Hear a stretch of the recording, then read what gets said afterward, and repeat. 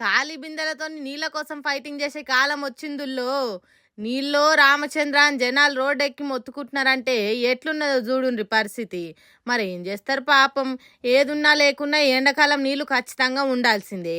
అందుకే మాకు నీళ్లు కావాలని రోడ్డెక్కిండ్రు. ఇదంతా మళ్ళా ఏన్నో కాదు, ఖుద్దు సీఎం రేవంత్ రెడ్డి సొంత నియోజకవర్గం కొడంగల్ల టేకుల్కోడ్ అనే ఊర్లున్న నీళ్ల ప్రాబ్లం ఇది.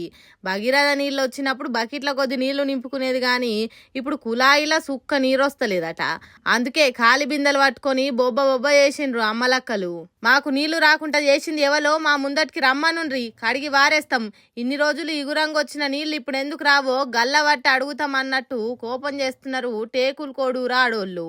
నీళ్లు లేకిస్తలేరా, లేకుంటే నీళ్లు నిల్వున్నా మాకిచ్చుడు శాతగాకిస్తలేరా, ప్రజలను గోసబెట్టుడు మీకేం ఆనందం అన్నట్టు గట్టిగానే అడుగుతున్నారు. మరి ఆఫీసర్లు ఏం చేస్తున్నారు కావచ్చు. అసలే అది సీఎం సొంత నియోజకవర్గంలో ఉన్న ఊరాయే.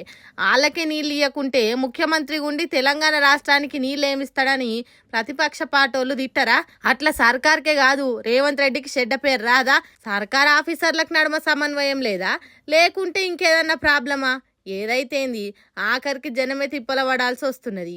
కాబట్టి ఆ నీళ్ళ సప్లై ఎందుకు ఆగిందో, జనం ఎందుకు ఇట్లా రోడ్లు ఎక్కుతున్నారో తెలుసుకొని నీళ్ళ కష్టాలు తీర్చుండ్రి సార్లు అని కోరుతున్నారు నీళ్ళ బాధలు తెలిసిన పబ్లిక్.